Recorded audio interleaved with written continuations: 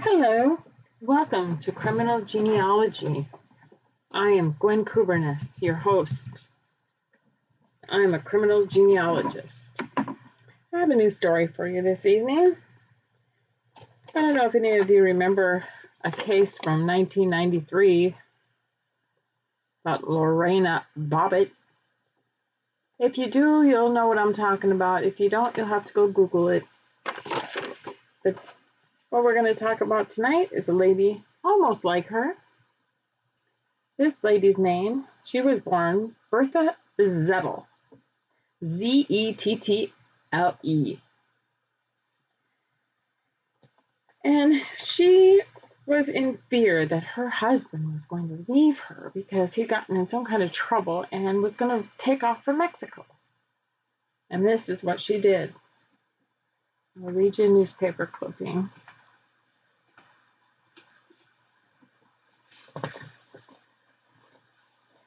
This is dated 1908.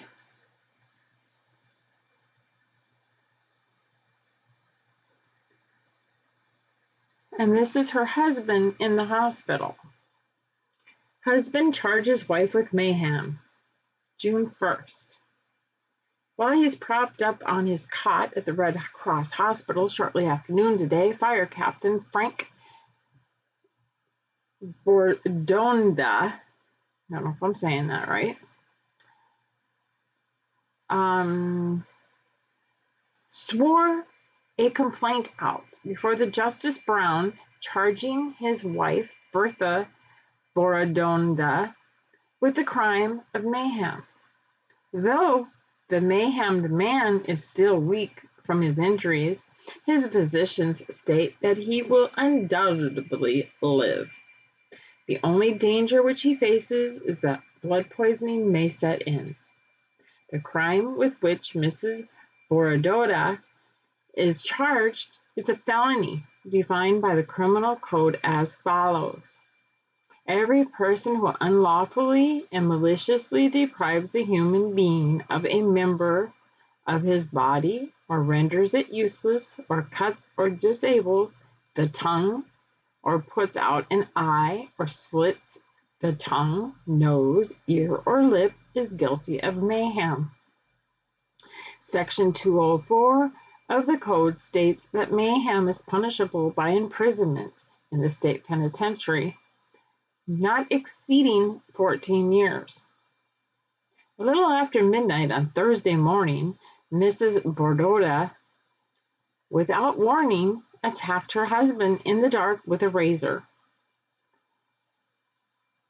mayheming him fearfully. He ran screaming into the firehouse on San Pedro Street, which adjoins his home, while his wife rushed through the streets in her nightdress to the East End, where she procured a suit of men's clothes and proceeded to take off on a bicycle. Frank was taken to the Red Cross Hospital, where his injuries were treated.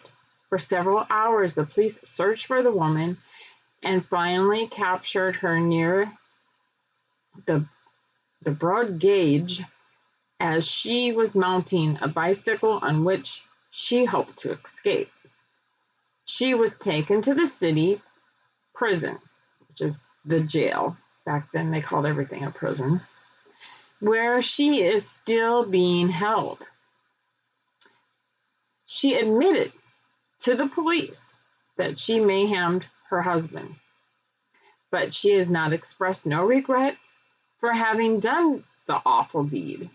Her only excuse is that she wanted to be revenged on her husband, whom she believed intended to desert her and leave her for Mexico. She was up to this time has not employed counsel. She will probably be arraigned before Judge Brown sometime on Monday. Then the next newspaper article is her going to court. It says, the case of mayhem. Mrs. Frank Boronda on trial for mutilating her husband. Mrs. Bertha Boronda, wife of Frank, is on trial at San Jose for a hideous mayhem committed on her husband on the 30th of May, 1907. The case is expected to go to the jury today. There was no difficulty in making out the case. The defense was that he had paid attentions to other women. Also, that her mind was a blank during the time of the crime, and Frank was formerly a resident of the Castroville and is quite well known in this county. The next one is what happened in Superior Court. Yesterday in Superior Court at San Jose, Judge Welch sentenced Mrs. Bertha Boronda to 5 years in San Quentin prison for having unspeakably mutilated her husband.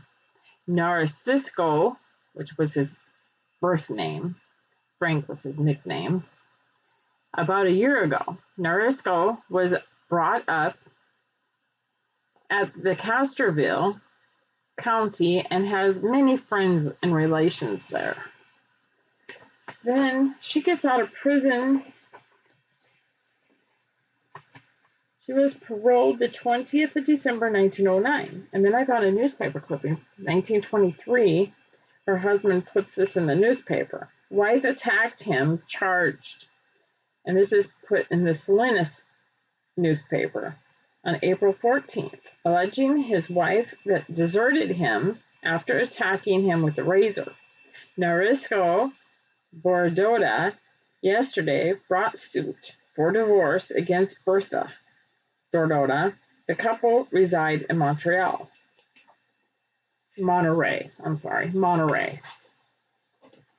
So all of that's going on. They get their divorce. She gets out of prison and she starts working as chambermaid. And then she meets this gentleman by the name of Alexander Patterson in 1921. They get married. He owns a camp called Camp Meeks. It's a rustic vacation spot in Northern California. They don't last long. They only last a few years and then they get divorced. And then Frank remarries, but his marriage lasted. So he married a Josephine or Bertrand, and he lives out his life with her, and he dies the 2nd of April, 1940 in Monterey, and she dies the 18th of January, 1950 in San Francisco, and she's alone. What do you think of that mugshot? To me, it looks like, I got him. She doesn't look like she's very remorseful or sorry for what she did. She looks like she's very happy about it. She's got that cocky attitude.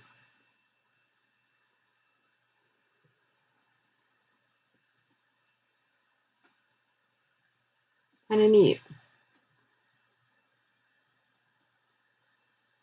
Here's some of the newspaper clippings. I don't know if you can see them all.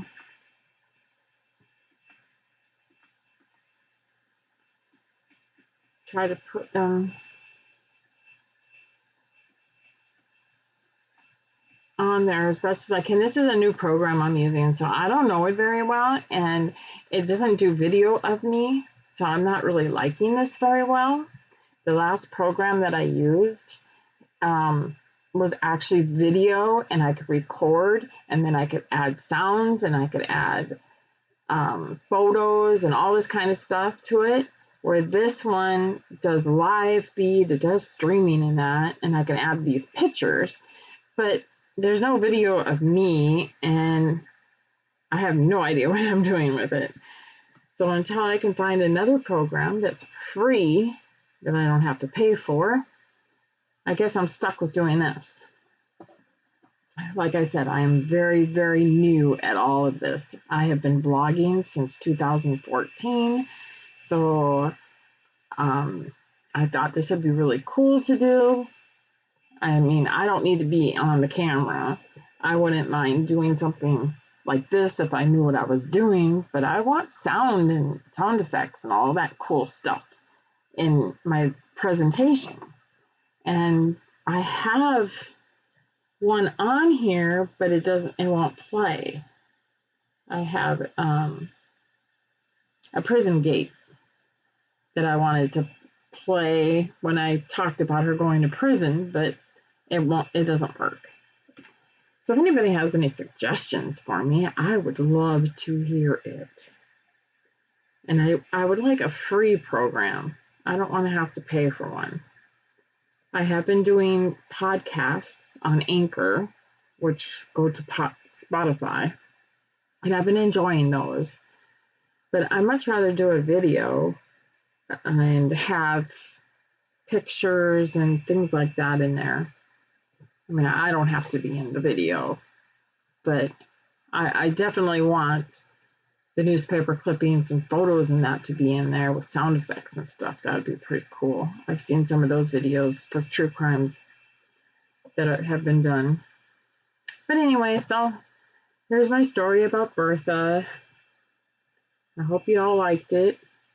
Sorry that things didn't work out really good with my programming efforts. So y'all have a great evening, and remember, put those naughty ancestors in your tree. Till next time, I'm Gwen Kuberness, your criminal genealogist.